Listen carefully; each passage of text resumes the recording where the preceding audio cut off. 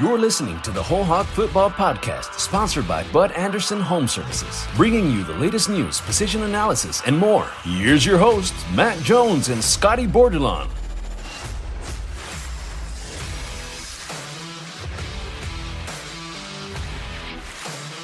One month into the season, Arkansas is the story of college football, I think. The Razorbacks have gone from unranked to ranked in the top 10, number 8 in the AP poll in just 3 weeks. They weren't ranked on September the 11th when they played Texas, and it's been a really rapid climb through the AP top 25. They'll be number 8 for a big game this weekend against Georgia. College GameDay is coming to town for that game in Athens. I mean, who could have predicted where we are right now just a few short weeks ago? It's been really amazing what the Razorbacks have done. Their most recent win, 20-10 over Texas A&M in Arlington, snapping a 9-game losing streak against the Aggies. Matt Jones joined today by Clay Henry of Hogs Illustrated, Scotty Bordelon of WholeHogSports.com. And Clay, I mean, how do you even describe what's happening right now in Razorback football? Because I don't think this is anything people could have predicted not too long ago. Yeah, I can remember kind of going through over the last 10 years when Arkansas was in the abyss. And let's don't kid ourselves. They were in a free fall that you could not see the bottom. And people would ask me, says it's never going to turn around. It can't turn around. I said, no, you just got to get the right coach or coaches. And that's what's happened. You've got the right coach, the right coaches. It's a good staff. You know, it's the same thing has happened in every other sport on the Hill. I mean, you just look across and it's whether it's, Courtney Deifel or, any Kobe Hale or Dave Van Horn or any coach you want to mention, it's about the leadership. And leadership takes on a lot of different forms. And maybe people didn't see this one coming because Sam Pittman hadn't been leader of a program, but he coached the position with the most players, offensive line, where you have 15 to 20 players counting walk-ons. And his unit and his group, they always talked about his leadership. It's still remarkable, and it still is going to stun a lot of people around the country because he was an offensive line coach.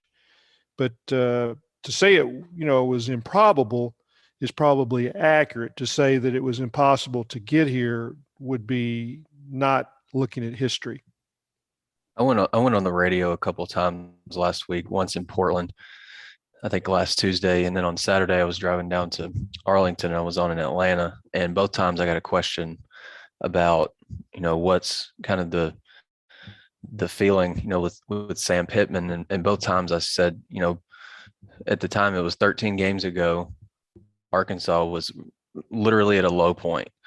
I mean, like Clay said, Arkansas football was in an abyss, and I don't think a lot of people had just a great deal of confidence that whoever the next hire was going to be able to pull them out of it. Like you were that far into it, couldn't see a light at the end of the tunnel. But Sam has, in the span of 14 games, brought Arkansas from that point to a point that, Arkansas hasn't experienced in a decade, really, since Bobby Petrino's last year. It's pretty remarkable. And I just think the leadership from a coaching staff perspective is remarkable. And I think the players too deserve a lot of credit, not only for buying in wholeheartedly, but I think they hold one another accountable. And you've got a really good group of super seniors and captains that keep everybody in line and on the same page, and keeping everybody mission minded. I don't think what Arkansas did against A&M was a surprise to any of us. We all picked the Razorbacks to win that game. I think I was a little bit surprised by just how dominant they were in the first half of that game, though. And, you wonder if KJ Jefferson doesn't get hurt in the third quarter, if they end up winning that game by, a much larger margin. It really, in the second half, became Arkansas's defense just holding down A&M's offense. And then, of course, Arkansas wasn't able to get a whole lot offensively going. They did get the interception in the fourth quarter that led to a field goal. But it felt like Arkansas was in control that entire game. I was talking to somebody the other day. They said, I knew they were going to win after the second or third series. Of course, at that point, it's 17-0. And so it's not too hard to see where things are going. But that really surprised me that Clay, that they were able to hold A&M down as well as they did. And you look at this defense now. This is 3 straight games where they've held the opposing offense to under 300 yards.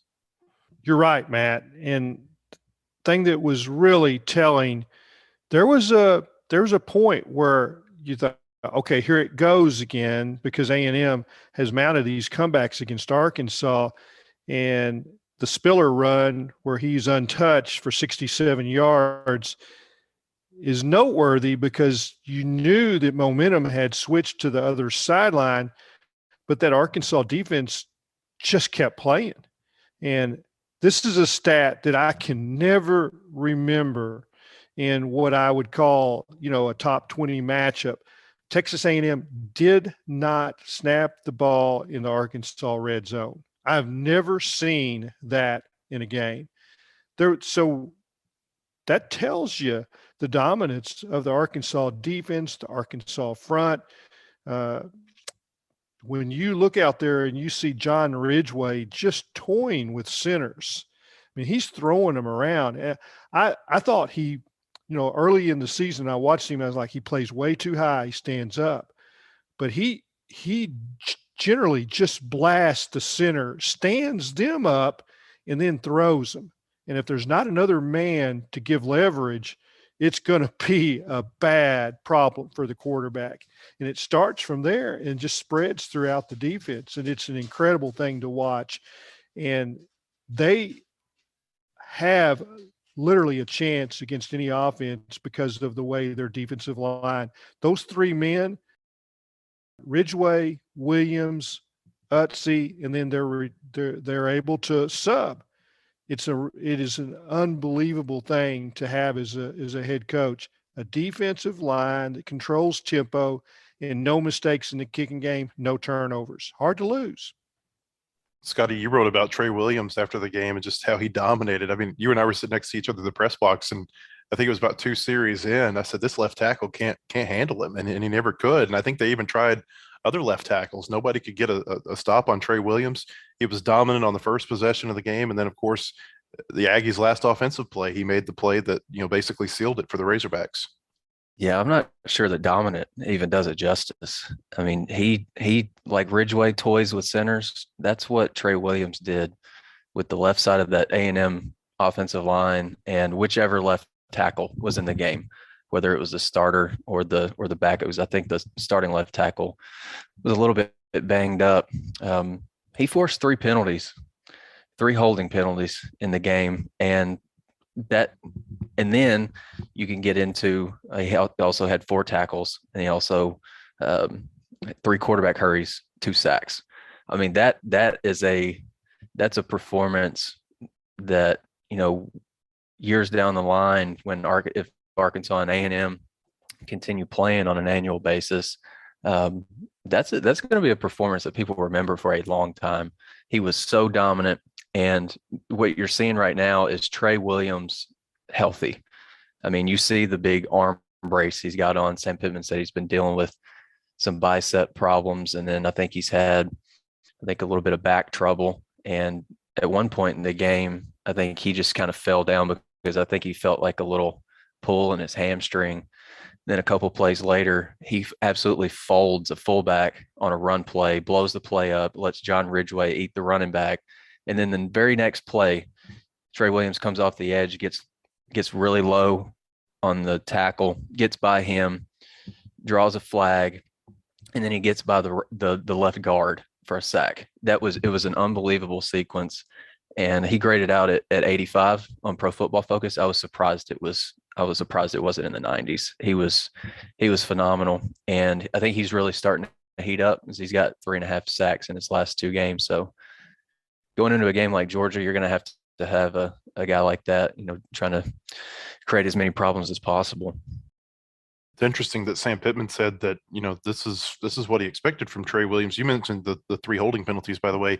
He also forced a false start on that left tackle early in the game against Texas A&M. And, he knew he was in his head, because when he forced the false start, Williams kind of went up and just kind of tapped him on the head. He was talking to him. You could tell the tackle didn't like what he was saying.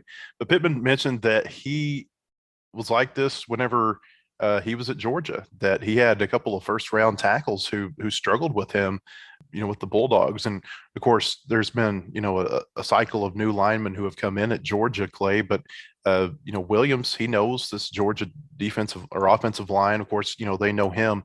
That's kind of an interesting dynamic going into this weekend.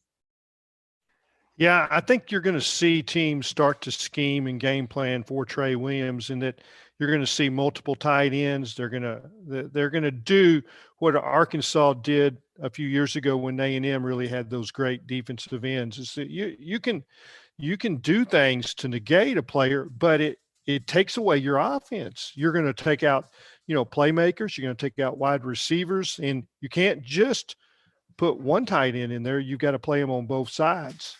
It's a concession that you're trying to get as a defensive coordinator where, all right, we've pinned you down now. We know what you're going to do. You're going to run it because you can't throw out of that formation. So it's he is a real weapon, and it's the difference in what we said Arkansas had to do to take the next level. They had to get a pass rush. That was the one thing, and to pass rush in a 3-down set and to be meaningful pressure is huge. Trey has really lived up to the hype, because in the preseason, right, or when Arkansas got him committed, the kind of the consensus was he can be an edge rusher that Arkansas has been missing for years. Sometimes when Arkansas gets a player like that, maybe a transfer or maybe an incoming freshman, sometimes that doesn't always pan out, but he has lived up to the hype, and he's got the 8th best pass rush grade according to Pro Football Focus among edge defenders in the SEC. And yesterday I went back and looked through the box scores of when Trey Williams played against Sam Pittman's offensive line. In 2019, Trey Williams had 4 tackles, and then in 2018 he had 1, 2017 he had 3.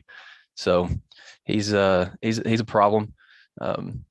Looking forward to, so I'm talking to Trey Williams' mom for a story for later in this week on Trey. So I'm excited about that, try to get to know him a little bit better. But he is, like Sam Pittman said and Jimbo Fisher said, he's a major problem. One of the concerns for Arkansas going into the A&M game was whether or not Ricky Stromberg and Dalton Wagner would play. They both ended up playing. They played the entire game.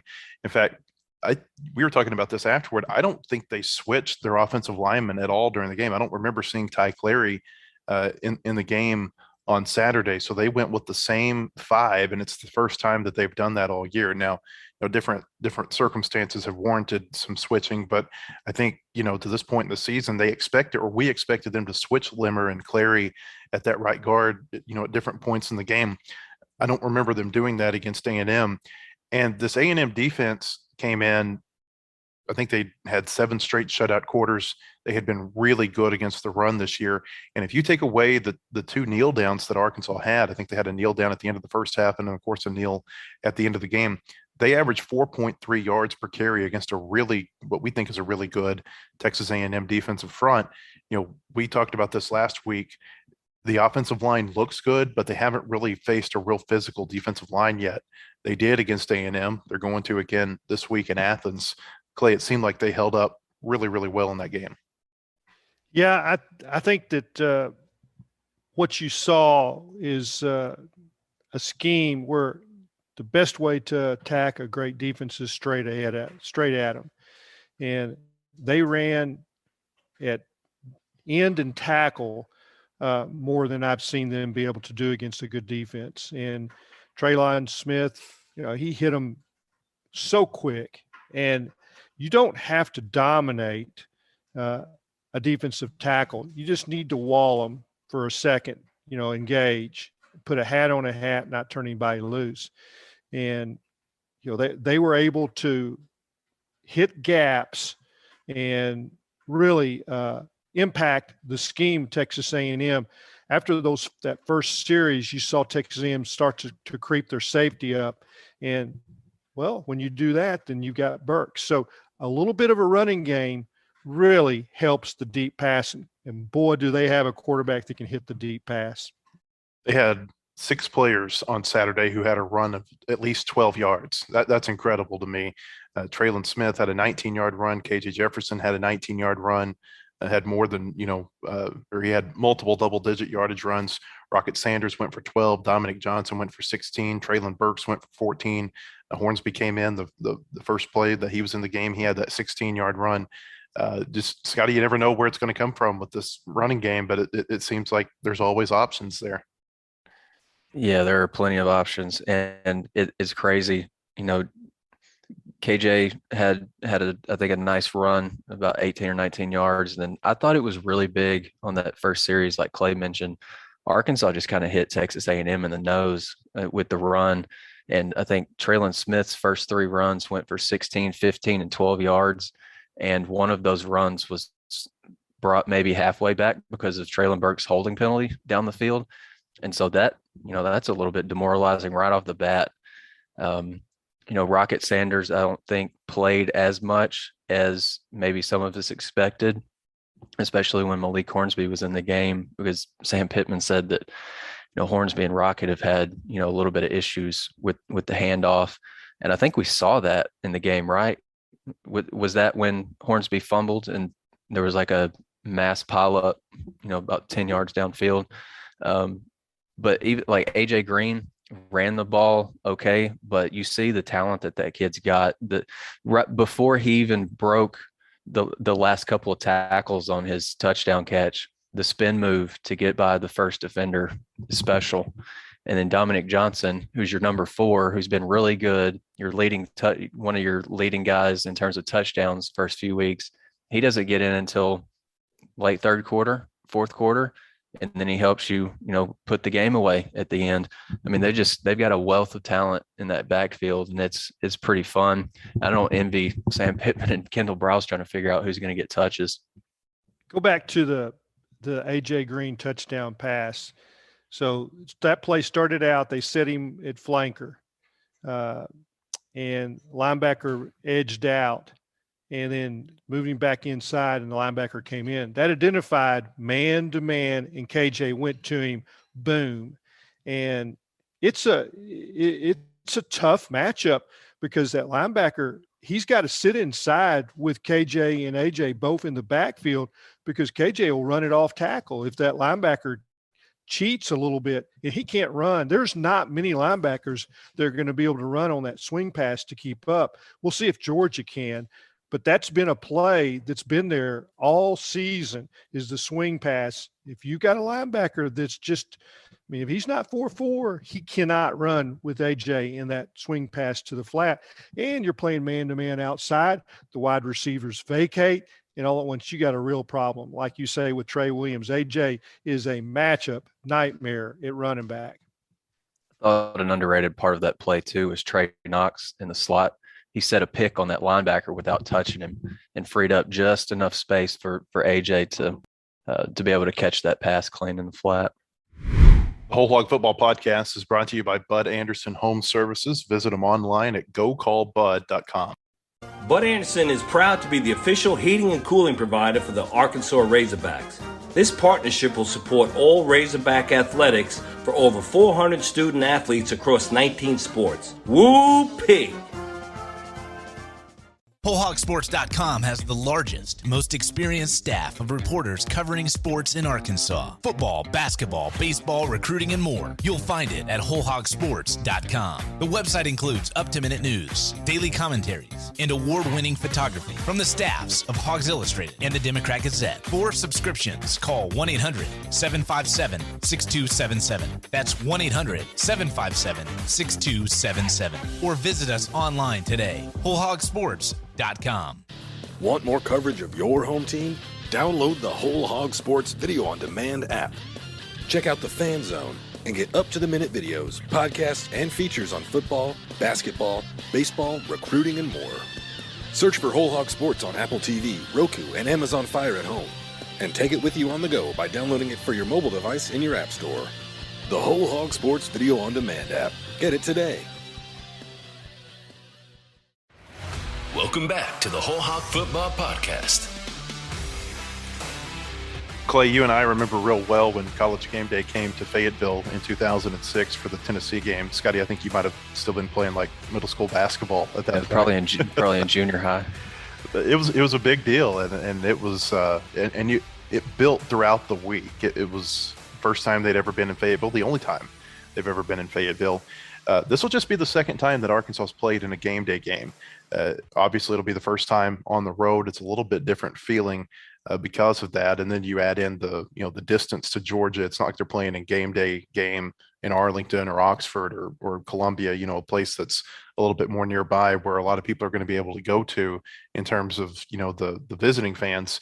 But what do you think about game day being there Saturday and just everything that comes into that? Because you've got more media requests that are going to be a part of that. Of course, the players know that there are going to be a lot of eyes on the game because of that, not just because of game day, but because of the rankings as well.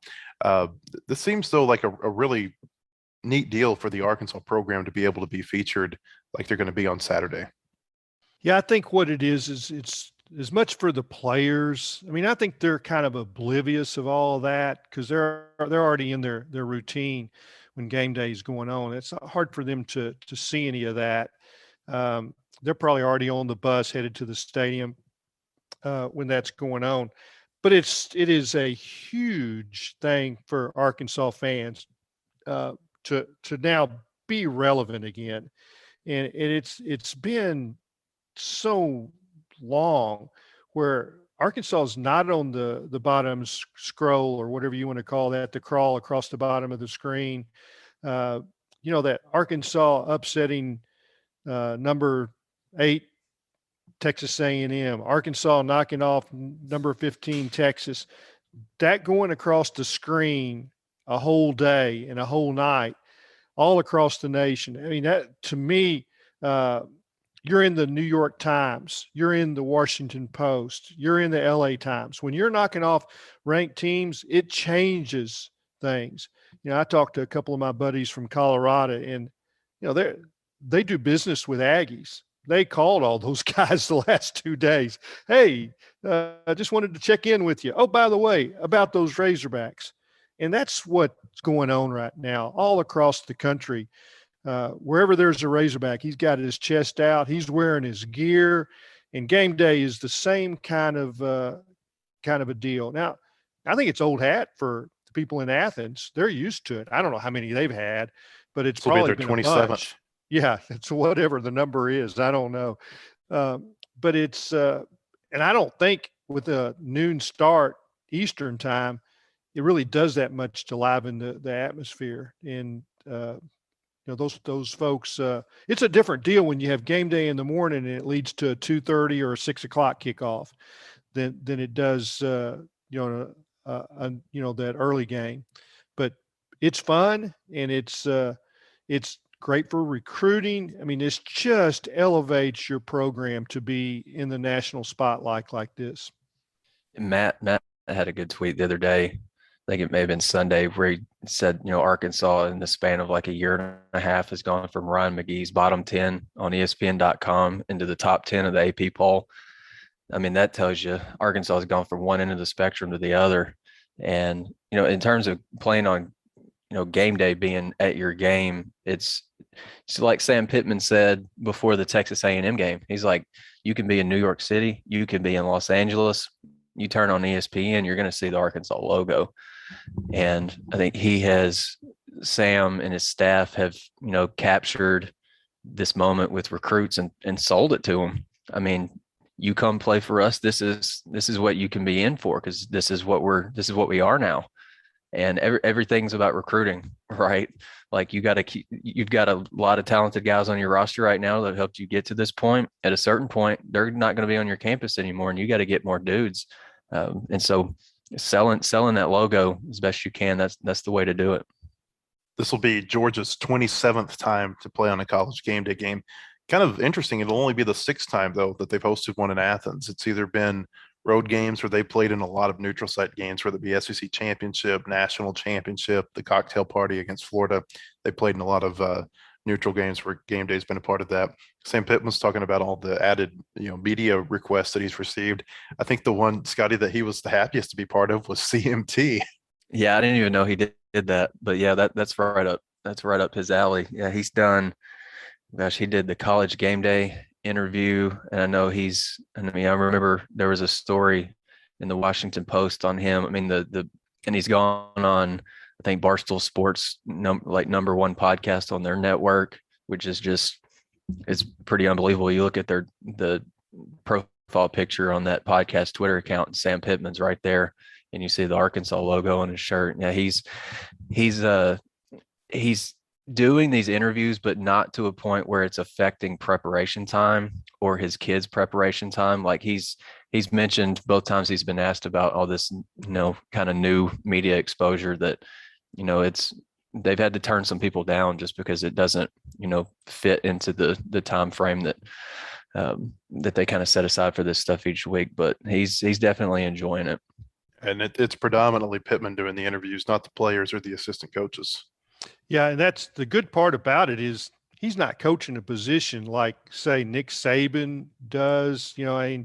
Nick coaches the cornerbacks, and so Sam is he's a CEO, and he is one of the things that he said right off the bat is he'd handle all the interview stuff. He would keep that off his players and coaches. His coaches do not do interviews during the season, as we as we know. We've asked for them, but they he says anything that would keep them away from preparation or recruiting, he doesn't want. So I think it's part of his plan. We touched on this last week, the A&M series in Arlington. Hunter Yurachek on Monday was at the Little Rock Touchdown Club, and he was asked about that series and the future of it. And I thought he gave a really interesting statement, and it was that they don't expect the game in Arlington to be on an annual basis after 2024. Almost like he was leaving the door open for potentially there being some sort of flex schedule where it'd be in Fayetteville and then in College Station and then back in Arlington.